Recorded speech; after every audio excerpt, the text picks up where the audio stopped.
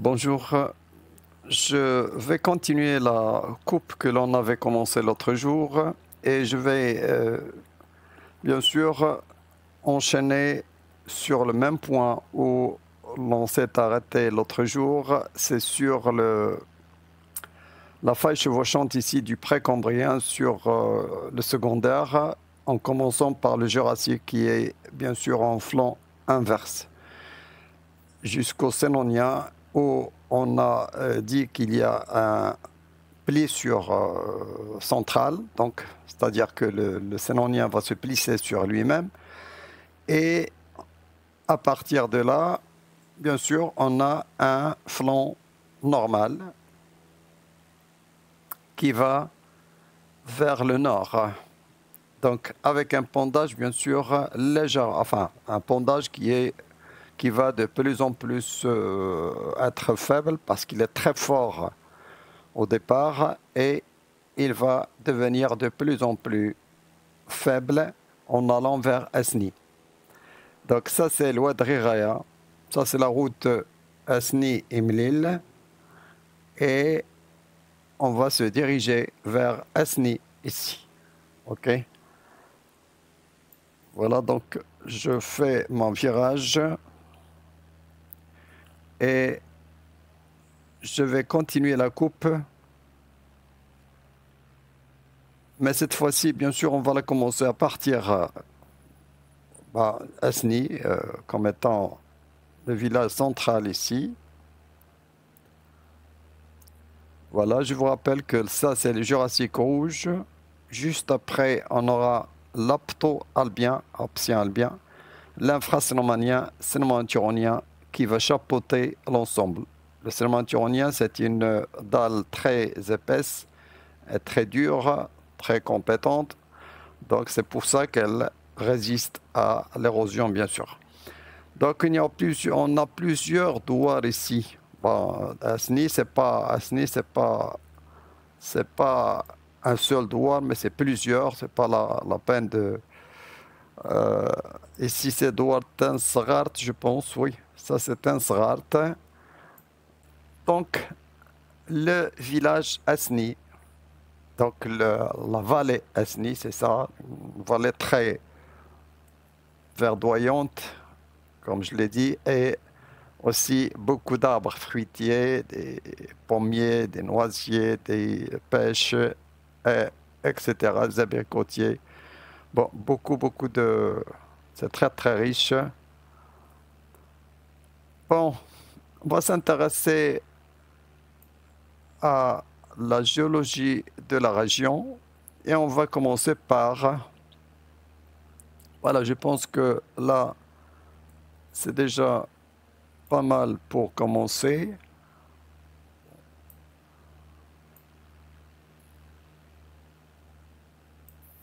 Bon, pour commencer, bien sûr, il y a des choses qu'on n'avait pas l'habitude de voir dans le fond de cette vallée que l'on a faite. Il n'y a pas au moins deux faciès ici qu'on n'a pas vu, qui n'existent pas jusqu'à maintenant. Ce sont ce faciès ici gris, cette formation grisâtre, que l'on va retrouver continuer ici, sur le versant du plateau du Kik. Donc ça, c'est le plateau du Kik, dont on voit uniquement le versant. Attention, le plateau est très large vers le fond.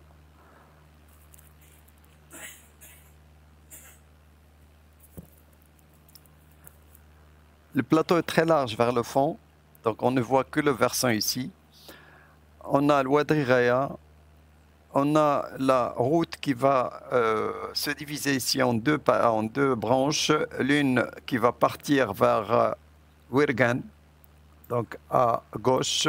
Donc la vallée Wirgan, c'est celle-là où vous trouvez le barrage. Donc si vous avez suivi les vidéos déjà, donc ça c'est la route Wirgan, ok. Et la route qui va nous amener à Imlil, elle est là, ok.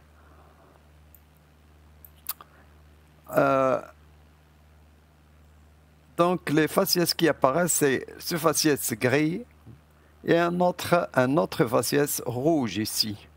Un terrain rouge qui est celui-ci. Voilà, exactement sous le gris. Bon, ce qui est gris, ce sont les basaltes finis triasiques. Vous voyez, il y a beaucoup de douars qui sont installés directement sur les coulées basaltiques ici triasiques. Et on a donc sous ces basaltes, il y a la fin du Trias gréso-silteux, c'est-à-dire ce qu'on appelle la formation 6. C'est la formation 6 du Trias. On a le Trias qui est subdivisé par Biran en 1982 et on suit toujours un petit peu ces subdivisions, au moins localement. Donc là, moins pour nous, donc là, c'est la formation F6. Ce sont des siltes évaporétiques. Ce sont des siltes qui peuvent contenir du gypse ou du sel parfois. Bah, surtout dans la région des Tourir, on les connaît très bien et ailleurs aussi. Donc là, c'est la formation 6 évaporétique, silteuse et évaporétique. Et on l'avait croisé, si vous vous souvenez très bien, dans la coupe de Ourika. Juste à la sortie de l'Ourika, on a trouvé la formation 6 et on a dit évaporétique, etc. D'ailleurs, il y a des salines à la sortie de l'Ourika, un petit peu du côté est, sur la formation 6. Donc c'est certainement la formation 6 qui est évaporétique. Donc là, il y a Tourir aussi. Donc là, c'est les basaltes gris, la formation 6. Au-dessus, on aura une formation rouge juste après le gris. Une formation rouge, c'est le Jurassique, ici. Donc ça, c'est le Jurassique rouge. Puis, on a deux barres. On les voit ici. Ce sont deux barres calcaires jaunâtres. C'est l'apto-albien, l'aptien albien, c'est-à-dire le Crétacé toujours. C'est-à-dire le Crétacé inférieur. Et puis, juste après les deux barres, on a une partie ici qui est, bah, vous voyez mal bien sûr, on ne le voit pas bien sur la photo parce que c'est quand même un versant avec une pente très forte, c'est normal, les photos ne vont pas laisser voir un petit peu, si vous voulez, l'épaisseur réelle de cette barre. Donc là, c'est l'infracénomanien rouge. C'est du rose, si vous voulez, c'est des siltes plus ou moins rosâtres. Et puis, à la fin, on a une très grande dalle calcaire qui va chapeauter l'ensemble et qui va faire pratiquement la ligne de crête. C'est une ligne de crête qui est très solide, bien sûr, parce que c'est une dalle calcaire épaisse. Bon, elle est épaisse quand même, parce qu'au moins 40 mètres d'épaisseur quand même. Donc là, c'est une vraie dalle de calcaire. D'ailleurs, si vous montez à Moulay Ibrahim, vous allez la trouver vers la fin, juste à l'arrivée, là où il y a l'aire de stationnement. C'est une dalle que l'on ne peut pas rater, elle est là, bien sûr, elle est visible, très bien visible. Donc ça, c'est la suite des terrains qui vont apparaître à ce niveau. Moi, je ne vais pas, bien sûr, faire des colorations partout, mais je vais faire quand même la suite de ces terrains parce que c'est utile à savoir. La stratigraphie à ce niveau, elle est très importante, bien sûr, à savoir. Voilà, je vais le faire rapidement.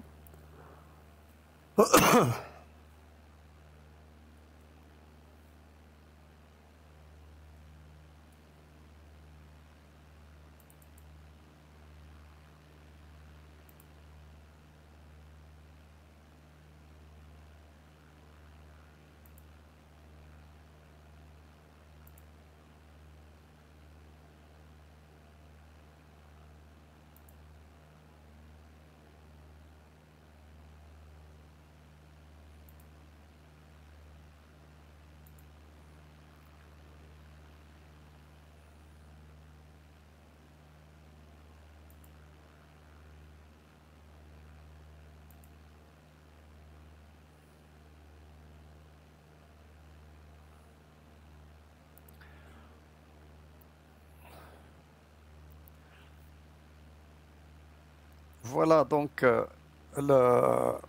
les différents faciès que l'on observe. On a Asni, le centre, plusieurs douars avec leur nom, bien sûr, chaque douar porte un nom. On a au fond, juste ici sur la colline et à l'extrémité du plateau du Kik, extrémité orientale, c'est Moulay Ibrahim, donc le village, le grand village Moulay Ibrahim. Ça s'appelle le plateau du Kik. On va voir la structure générale. Donc le plateau, on va un petit peu faire un tour pour voir qu'est-ce qui se présente au-dessus du plateau, à la surface, parce que là c'est le versant. Et on a la stratigraphie qui apparaît dans ce secteur. On va commencer par le Trias, la formation 6 évaporitique du Trias. Je dis bien ici Trias et non pas Trace.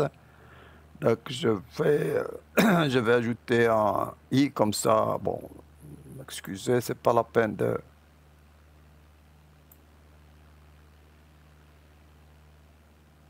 Bon, Trias. Ah bon, je vais l'effacer. Puis le...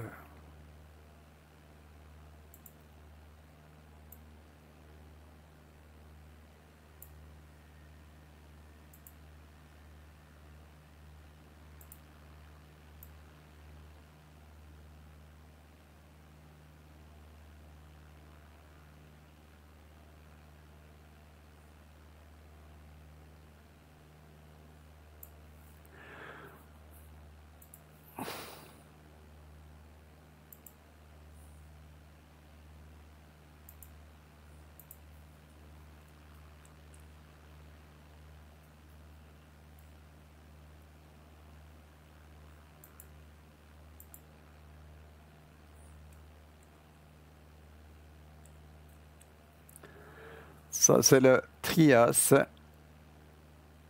Voilà, quand même.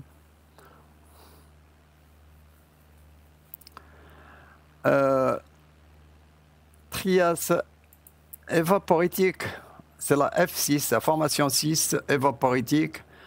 Bah, sachez qu'il y a des évaporites quand même, des gypses et parfois des sels dans cette formation. Cette formation évaporitique, comme vous le savez, elle n'est pas très solide. Elle n'est pas très solide, ça ne constitue pas un très bon sol pour bâtir des bâtiments, enfin pour bâtir des constructions.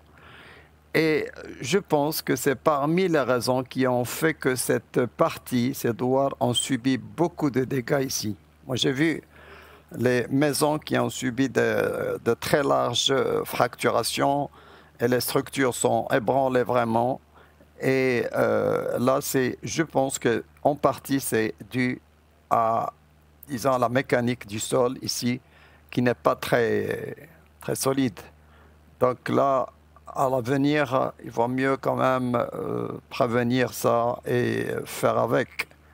S'il faut faire disons, des constructions antisismiques, il faut tenir compte de la mécanique du sol à ce niveau. Vous voyez que c'est vraiment, je pense que ça fait une des raisons pour lesquelles il y avait beaucoup de dégâts dans ce secteur. Bon, la formation F6, suivie par les basaltes. Regardez, les basaltes, vous allez trouver là, mais aussi, il se trouve quelque part ici, le long de l'ouest.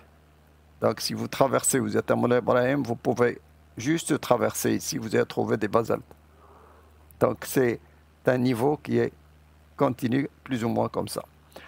On le voit ici, bien sûr, et il y a plein de douars qui sont bâtis carrément sur les basaltes.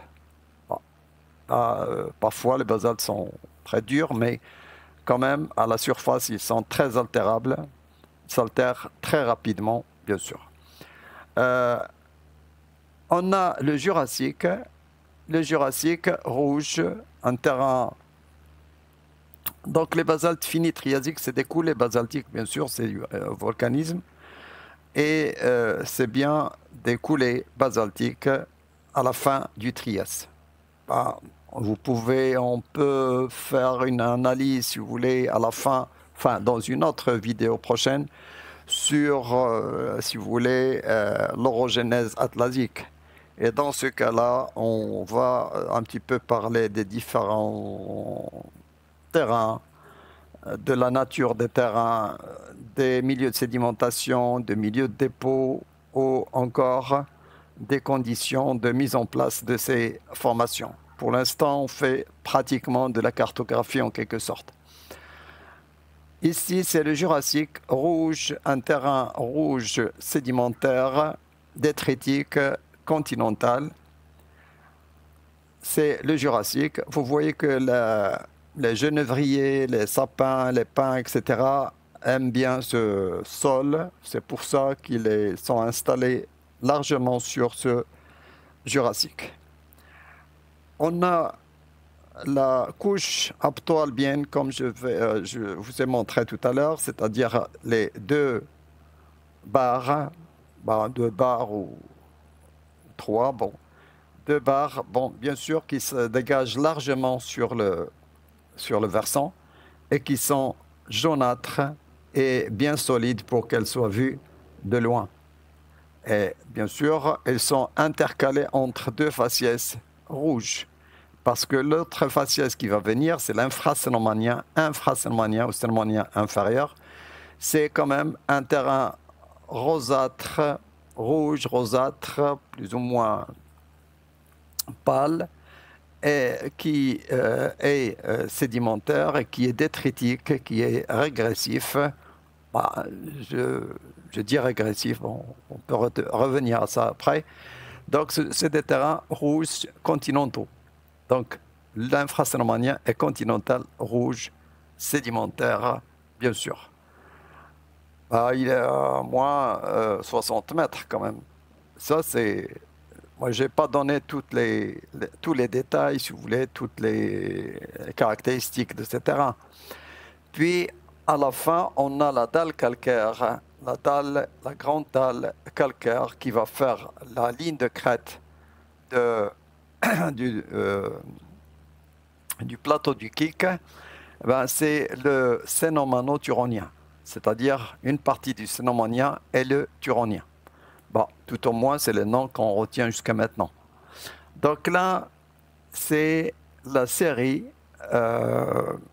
sédimentaire, mais aussi volcanique au niveau du basalte, que l'on rencontre à ce niveau. Moulay Ibrahim va être à ce niveau. On a l'est, l'ouest, le nord, il est bien sûr devant.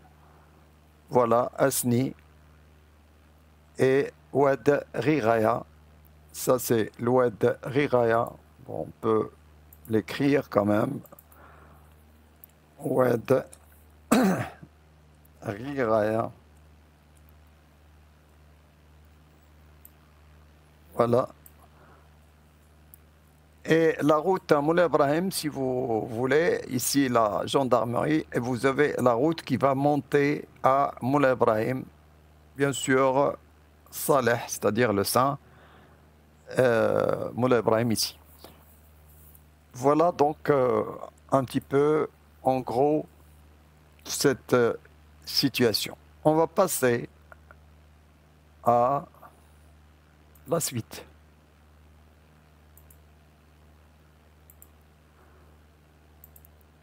Voilà, on va passer à la suite. Bon, je vous montre encore une fois les faciès sont très bien visibles. On peut pas faire de, on peut pas ne pas les voir. Même d'en bas, ils sont visibles, surtout lorsque vous êtes sur un terrain dégagé. Donc il ne faut pas être dans les arbres, ça c'est sûr. Bon, j'avance.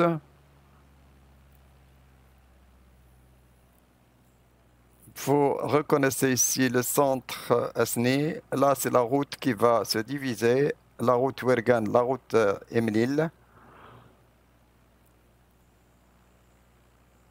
À partir de là, vous pouvez prendre cette route pour monter à Moulay Ibrahim. Les basaltes sont bien visibles, sont largement visibles ici. La route principale, c'est celle-là.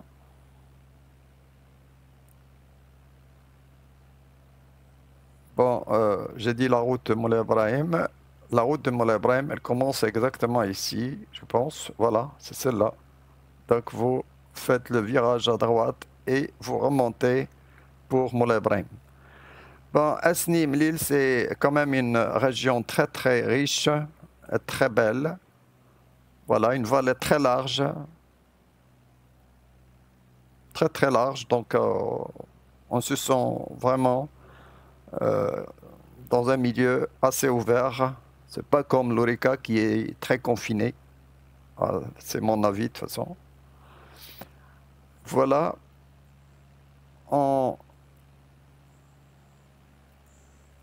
Eh ben, je vais remonter quand même pour voir. Voilà, on arrive ici au niveau des cafés de Moulay Ibrahim. Donc, si vous voulez prendre un café ou être restauré, sachez que c'est ici que l'on a la restauration. C'est ici que vous allez trouver des cafés, plusieurs cafés bien sûr, et restaurants. Bon, on voit les voitures ici passer carrément vers Moulay Ibrahim. Bah, on sait que on manque pas de voitures ici. Voilà, elles sont nombreuses à passer.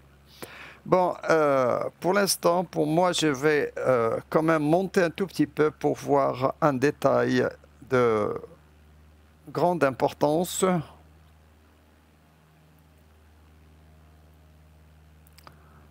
Et je risque de toucher là le...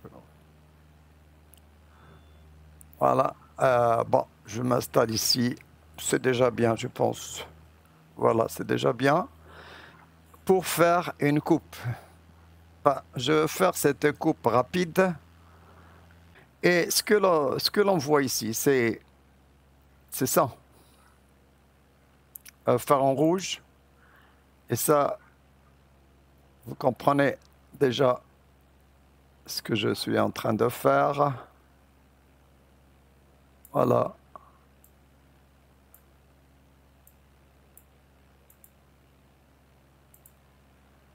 Et voilà. Ça veut dire quoi? Ça veut dire que vous avez une faille. On voit très bien le rouge et le gris. Ben, c'est quoi le gris? C'est quoi le rouge? Ici, de ce côté-là, c'est du Jurassique. C'est le Jurassique que l'on a vu tout à l'heure. De ce côté-là, c'est plutôt du Carbonifère.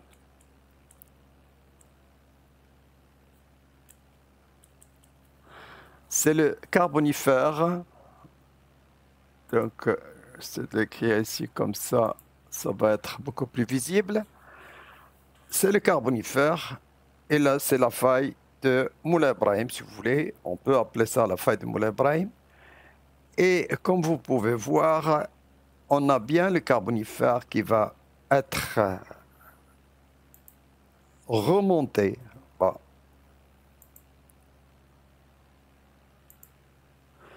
On a le Carbonifère qui sera remonté à ce niveau et le Jurassique qui sera plutôt affaissé. Donc ça, c'est une faille inverse de Moulay Ibrahim. Donc faille inverse de Moulay Ibrahim. Moulay Ibrahim. OK? C'est la faille inverse de Moulay Ibrahim que l'on va retrouver. Parce que la faille va passer, bien sûr, vers nous ici. Là, c'est l'Est et vers nous, c'est l'Ouest. D'accord? Donc là, le Jurassique, le Carbonifère, c'est le Carbonifère, bon, c'est la formation de Souktana. Souktana. Souktana, c'est la formation de Souktana, si vous voulez.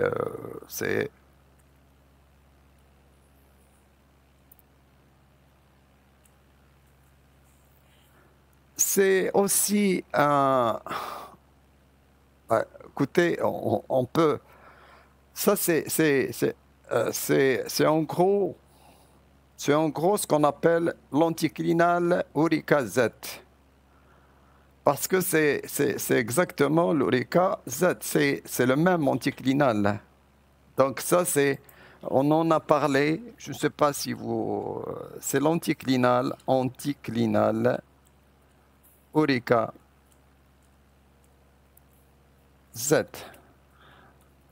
Ça, c'est si vous lisez, bien sûr, la bibliographie, vous allez trouver que pourquoi c'est important. Pourquoi c'est important? Parce que c'est quand même une barrière entre un bassin central et un bassin de bordure. OK? Donc pour nous, ça va faire bien une limite, si vous voulez, pas seulement topographique, mais c'est une limite carrément de haut fond qui va analyser, contrôler et suivre la sédimentation de deux côtés. L'un central, celui qui est vers le sud, et le bassin de bordure qui sera vers le nord. Donc vous allez comprendre exactement ce que je veux dire tout de suite. Donc ça, je vais enregistrer cette image sur Moulay Ibrahim MY1. Voilà. Et je vais passer, voilà. Je vais passer, bien sûr, je vais remonter parce que là, je dois remonter sur le... D'abord, je vais tourner pour voir la faille de l'autre côté. Et voilà, c'est notre faille ici. Bon, je vais faire marquer une pause. Bien sûr, ici, la route est déformée parce que les images sont déformées. Il y a beaucoup d'altitude. Et donc, ça, c'est Moulay Ibrahim.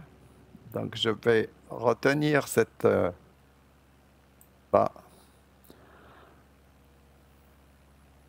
Allah al-Watan al-Malik ici est écrit, regardez. Et là, c'est la faille.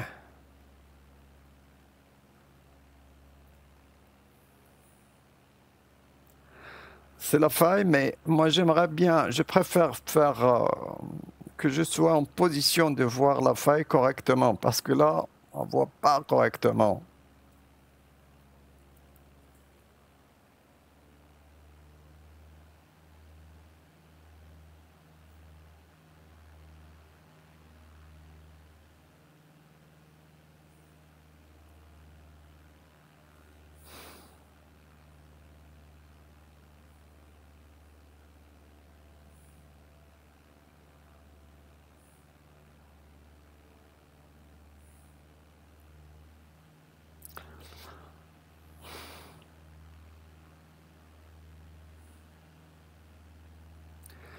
Voilà, avant de revoir la faille, moi je profiterai quand même pour vous montrer ici ce qu'il y a sur le plateau du Kik. Donc le plateau du Kik, c'est un grand plateau. C'est pas seulement le versant on vient de voir du côté de Asni, mais ce sont des terrains très diversifiés au sommet de ce plateau et à la surface de ce plateau. Donc là, vous retrouvez Moulay Ibrahim. Ça, c'est le Moulay Ibrahim. Et là, c'est la route Moulay Ibrahim-Amzmiz qui va partir de Moulay Ibrahim. Et on voit parfaitement la faille cette fois-ci, puisqu'on est en hauteur. On voit très bien la faille entre le Carbonifère et le Jurassique. Et on va faire le tour cette fois-ci pour voir.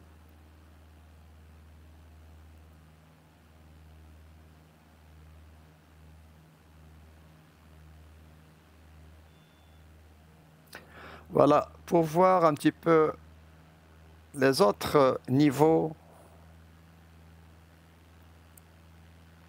On a le Cénomano-Turonien. C'est celui qui est la base. Regardez. Bon, je pense que cette coupe ici est importante et très belle parce qu'on va voir que Moulay Ibrahim, il est là.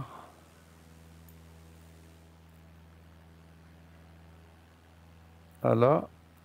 Et j'essaie d'avancer un tout petit peu. Voilà, je vais avancer un tout petit peu ici.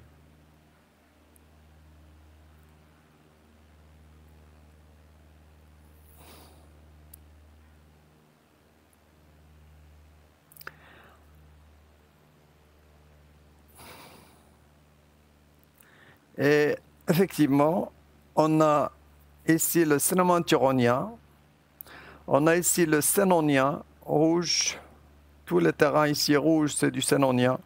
Puis on a le maastrichtien, quelque part ici, le maastrichtien. Et après, c'est l'éocène. Donc on a l'éocène très développé et qui va se trouver même en discordance sur le maastrichtien. Donc l'éocène, c'est lui qui va occuper la grande place ici de ces couches qui vous apparaissent au sommet du plateau du Kik. Voilà, on va venir ici pour voir la faille de l'autre côté.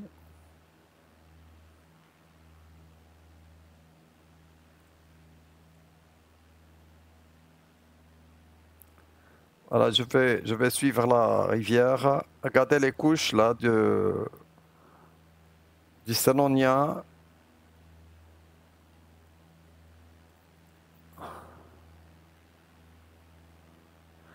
Et je pense si bah, c'est pas la peine de dire quoi que ce soit parce que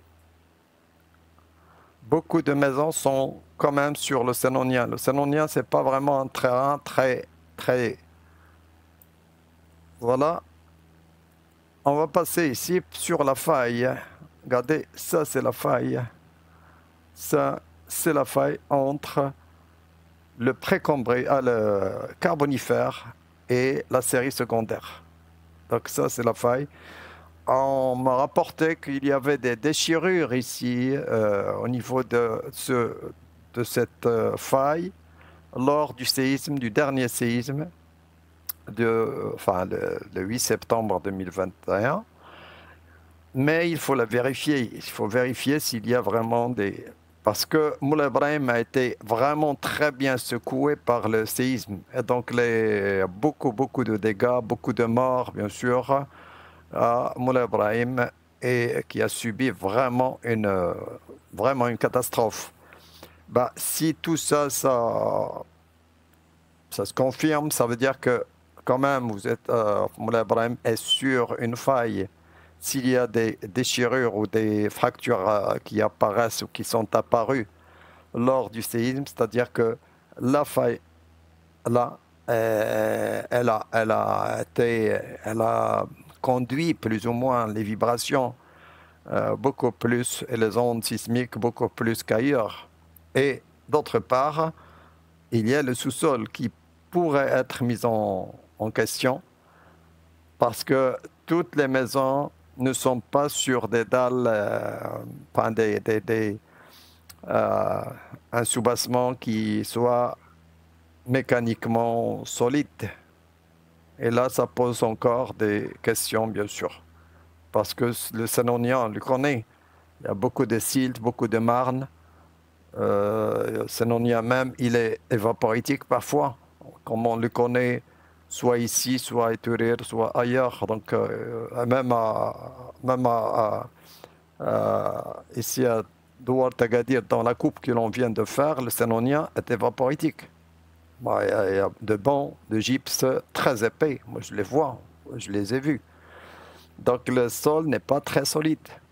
Voilà, donc ça pour nous, ça pose des remarques. Point. C'est tout.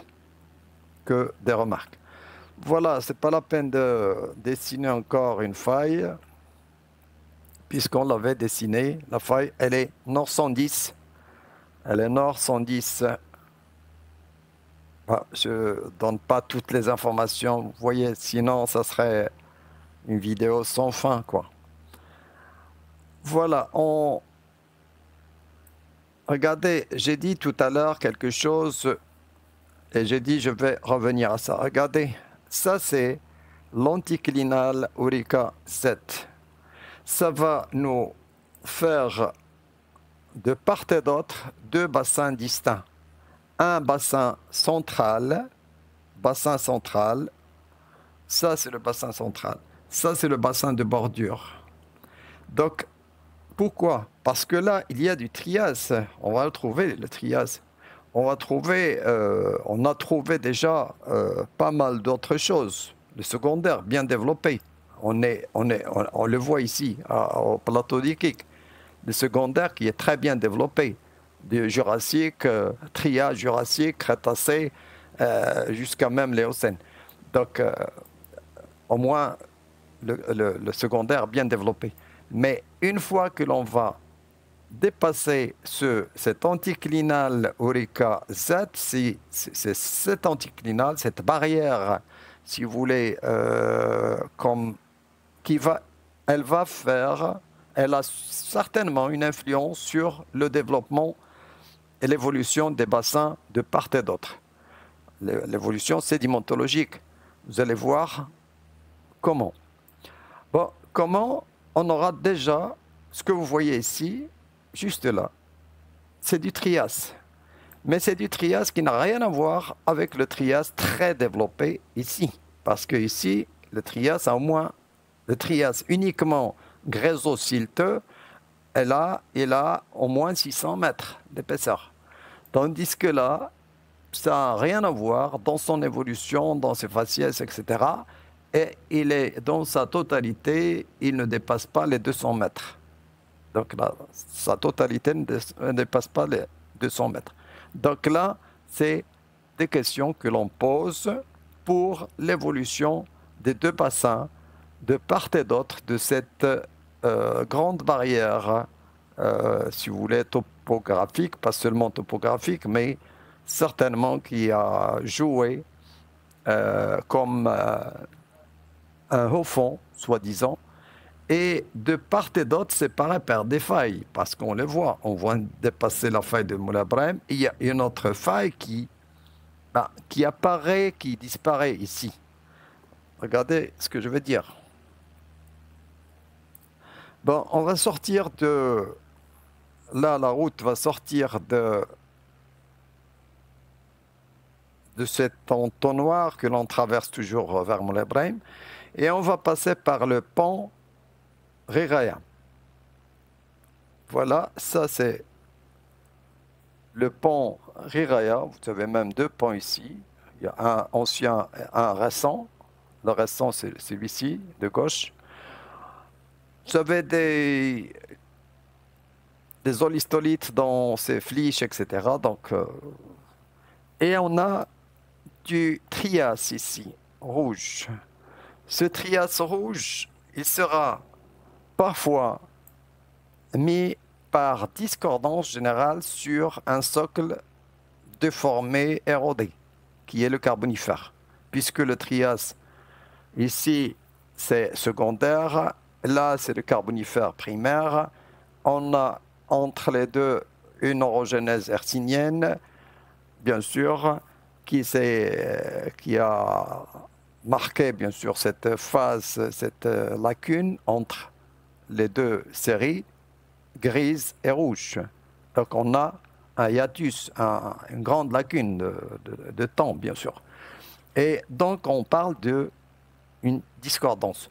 Moi, j'avais déjà fait la...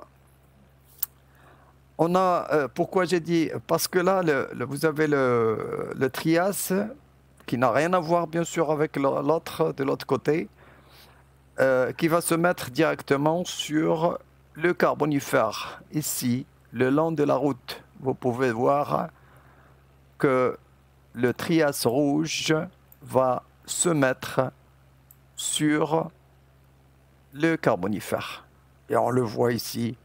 Donc grossièrement, si je vois ça, je vais retenir celle-là. C'est à peu près ça, ce que l'on voit.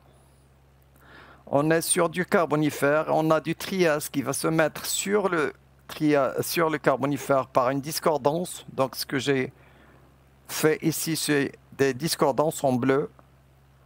Donc on a une discordance, j'écris même discordance comme ça. Discordance.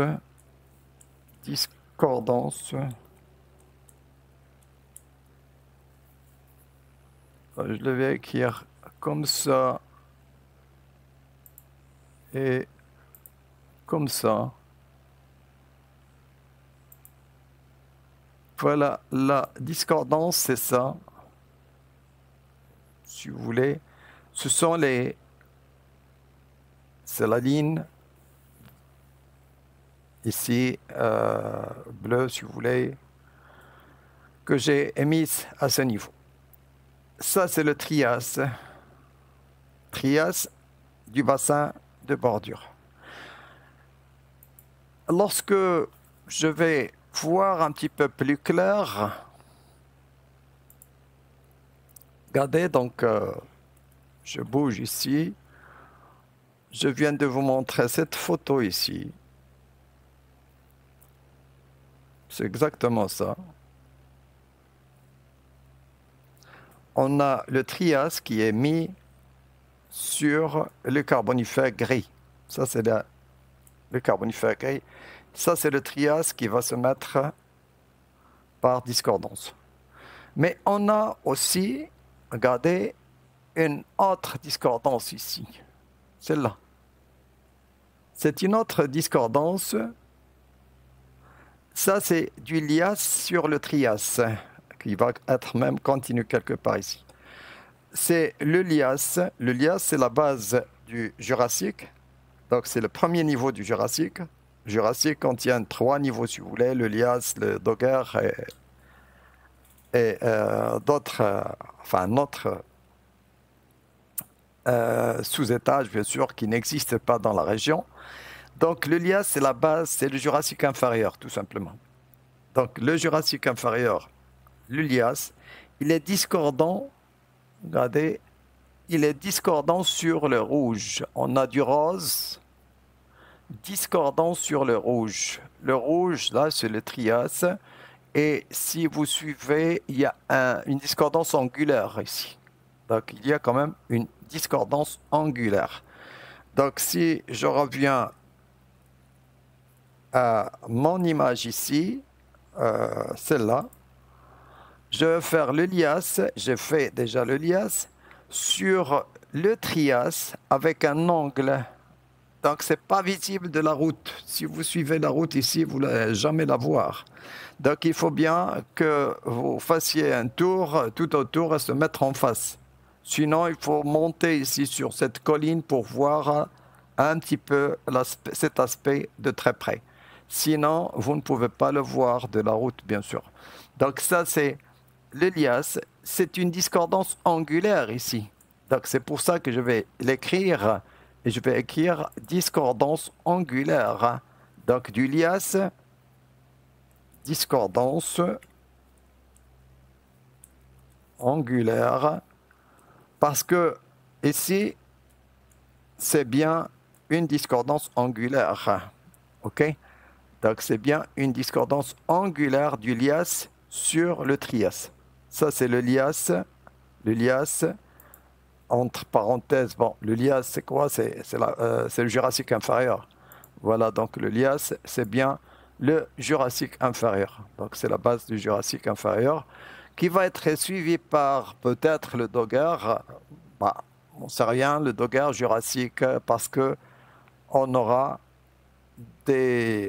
pas la chose facile à ce niveau puisque ce sont des terrains essentiellement détritiques que l'on va voir par la suite.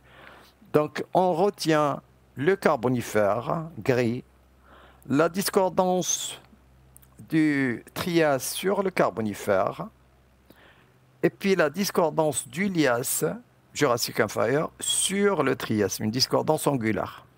Et on va continuer pour voir le reste. Donc je vais enregistrer et je vais passer au reste. Voilà, le reste, c'est que je vais me rapprocher de très près pour voir. Voilà, je pense que je suis bien comme ça. Je suis bien comme ça. Est-ce que l'on va voir, voilà, la discordance du lias sur le trias. Ça, c'est le rouge, trias, qui est lui-même discordant sur le carbonifère. Et puis, après le lias, on a un faciès ici évaporitique, des évaporites, là. Puis après les évaporites, on aura un faciès conglomeratique ou gréso-conglomératique ou même gréso-conglomératique et silteux parfois, chenalisé, là. Et on a une barre calcaire léocène. La barre calcaire éocène que l'on peut couper carrément ici, le long de la route, bien sûr sous les maisons ici. Sous les maisons, vous pouvez, la barre, elle est bien visible. Donc là, c'est la barre de l'éocène qui va apparaître ici.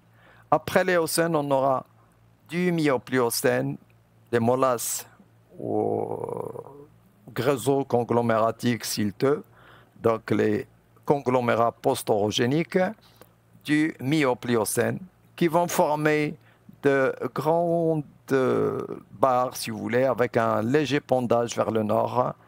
Et ces barres vont passer progressivement vers le quaternaire qui va remplir le bassin du Haus. Voici déjà cette même photo. Moi, je l'avais prise tout à l'heure. Voilà le trias, le lias, avec une discordance angulaire, comme je l'avais dit tout à l'heure. Une discordance angulaire, c'est-à-dire que vous pouvez... Moi, j'essaie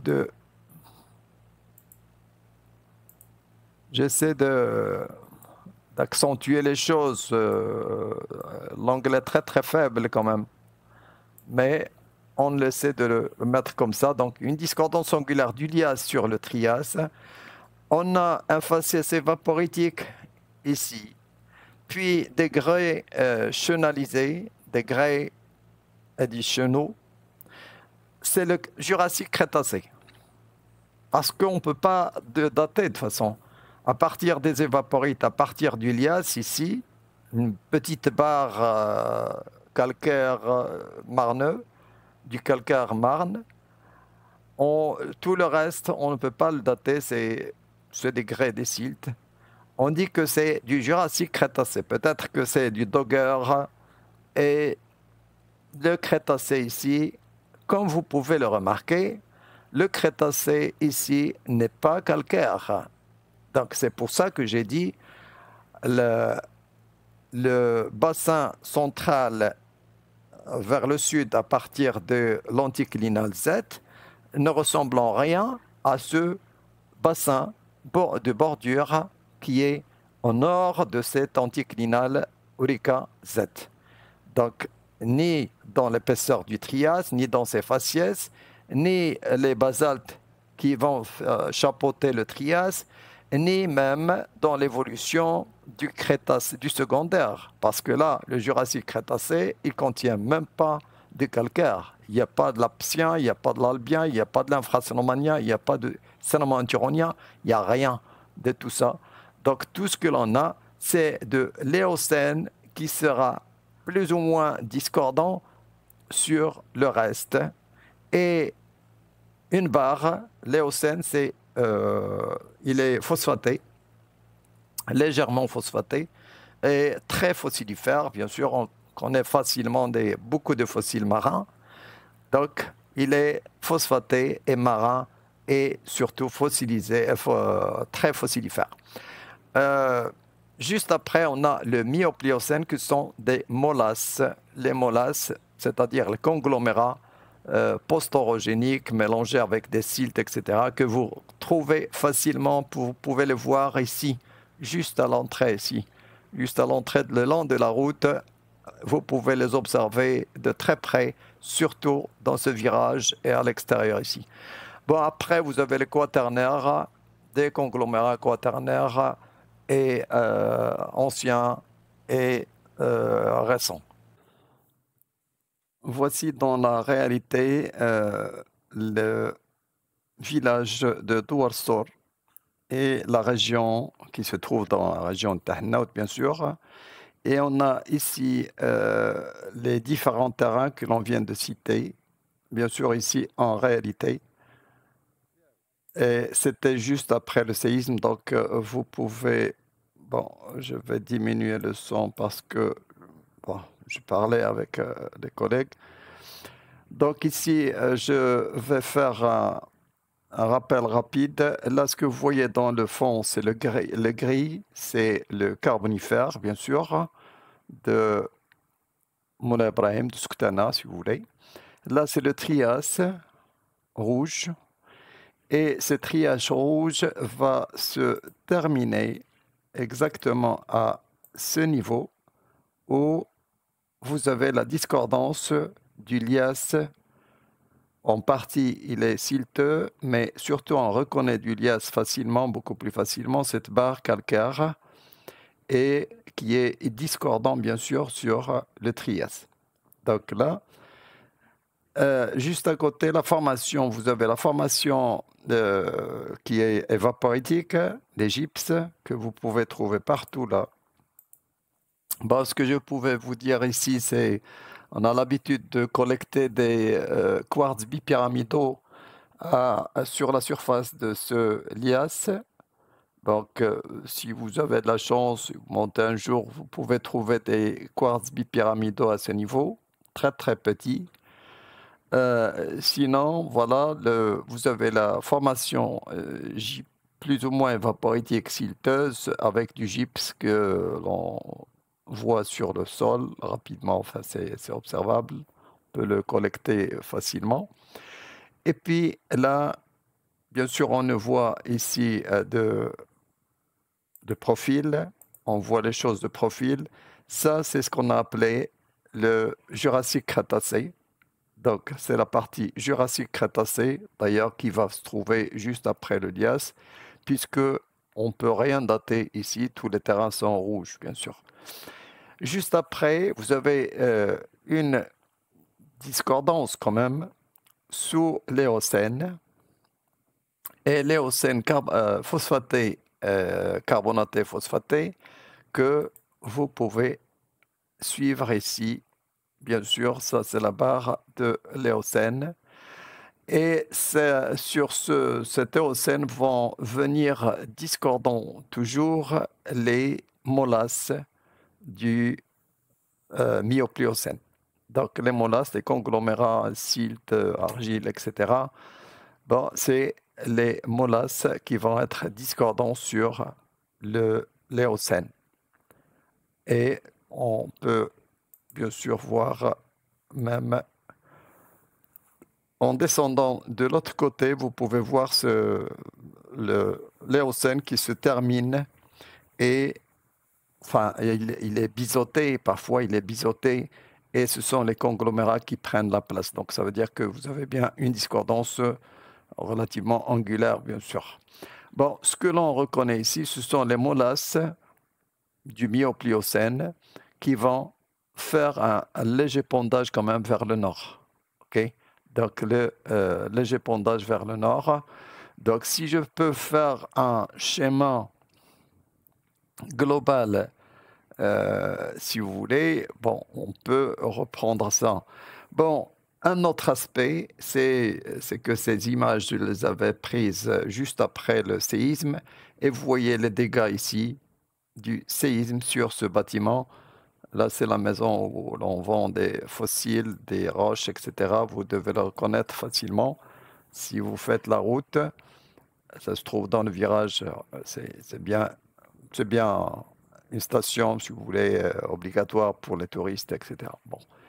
Donc ça, c'est les dégâts d'un côté. Et je parlais avec le propriétaire. Bon, c'est pour ça que j'ai diminué le son, pour ne pas vous... Bien sûr, tout le monde était très, très, très triste quand même, parce qu'il y avait des morts, il y avait des dégâts, il y avait beaucoup de maisons ici à Tahnaut qui ont subi des... Bah, je ne peux pas m'arrêter ici, mais si vous voyez profondément dans la photo, vous allez voir des maisons détruites entièrement, bien sûr. Il y a beaucoup de... Et on les a déplacés à Tahnaut, au centre, pour les loger sous des tentes, bien sûr. C'était une semaine après le séisme. Bien sûr, on voit ici les tentes. Voilà, on voit les tentes. Vous voyez des tentes. Voilà, ce sont les tentes, disons, pour l'instant, mais il y avait par la suite des tentes, parce que là, c'était très rapide. Mais après, ce sont les militaires qui ont qui ont fait venir des tentes tout à fait un autre modèle, et ils ont installé les gens plus ou moins correctement, bien sûr. Si je peux faire rapidement une coupe.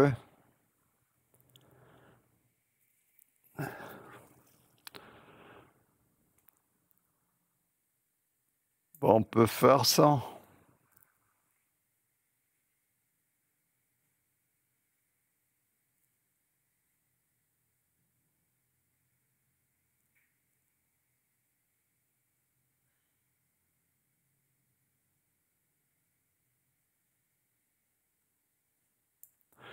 On peut faire ça si vous voulez. Mais sachez quand même que je vais faire directement l'épandage. Ça, c'est le nord. Nord.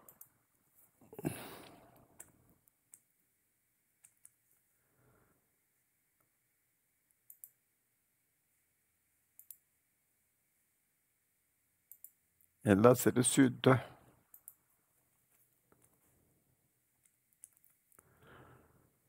OK. Et ça, c'est l'ouest. Donc ça, c'est vraiment l'ouest. Là.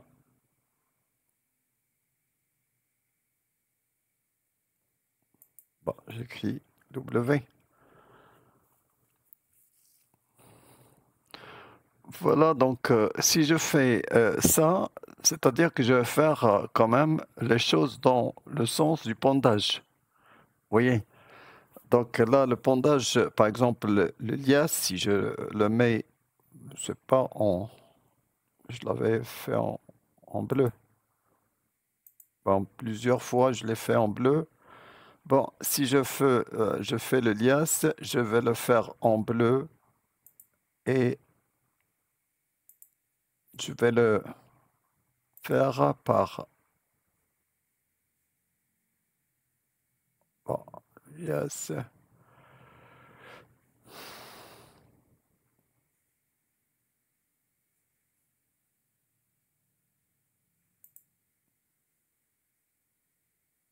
C'est-à-dire que ce sera ça.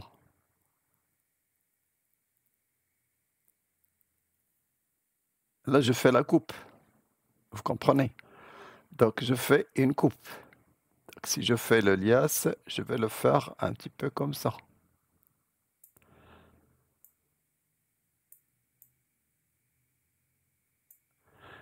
Il est discordant sur le trias. Le trias, je vais le faire, je ne sais pas comment, il va le faire comme ça.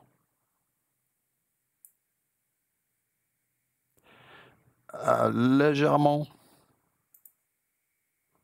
Bon, je vais faire légèrement pour montrer la discordance.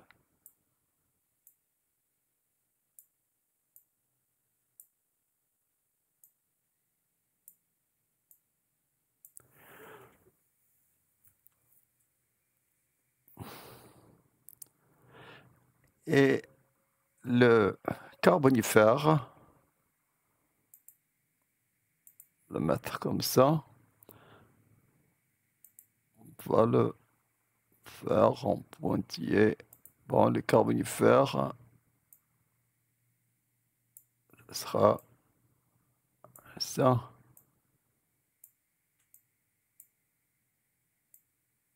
Relativement comme ça. Et là, le trias sera discordant sur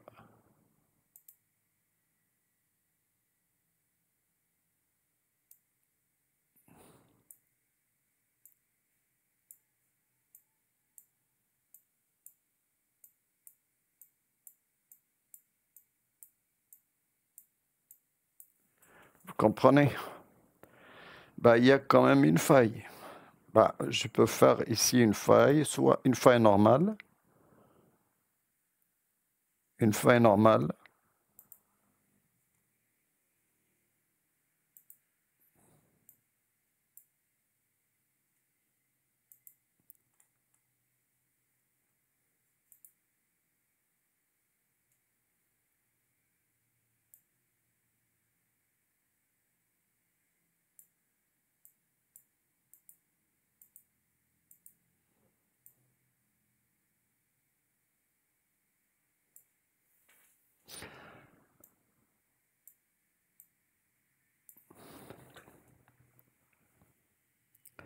Une faille de bordure. Et là, c'est bien une discordance à ce niveau. Ben, je fais toujours les discordances en bleu.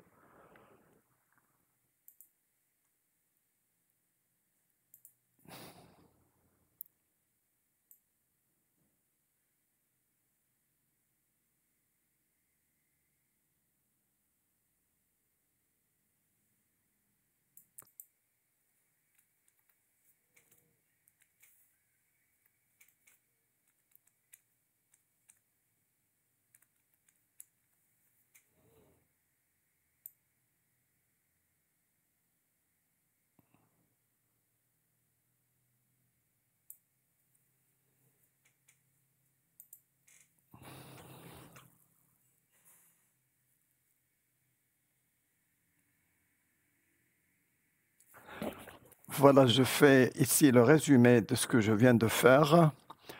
On a bien le visin supérieur, gris.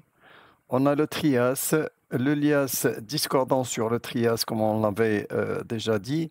Puis le Jurassique-Crétacé composé par deux faciès maximum. Enfin, en gros, ce sont les gypses à la base et les grès au sommet. C'est le Jurassique-Crétacé. Puis vous avez une discordance avant l'Éocène, qui est une barre de calcaire phosphaté. Et puis les molasses du mi-Pliocène, bien sûr. Donc on a tenu compte ici uniquement de, disons en gros, du pondage. Et vous avez une faille qui a un comportement relativement normal ici, quand même. Même sur place, ça apparaît. C'est une faille de bordure, si vous voulez, qui a joué. De ce côté-là, elle apparaît normale. Voilà, donc là, je m'arrête ici. Vous avez bien sûr Douar Sor. Douar Sor. Bon, je pense que c'est déjà fait, donc Douar Sor. Je vais uniquement le souligner pour qu'il apparaisse bien sur la photo. Donc Douar Sor, je vais...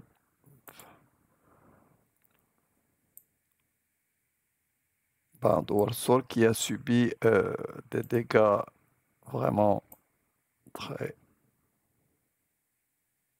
Voilà, Douar Sor. Et là, c'est Oued Riraya. Voilà. Euh, je pense que je m'arrête ici. Je vous dis merci, au revoir et bonne journée. Voilà. Merci.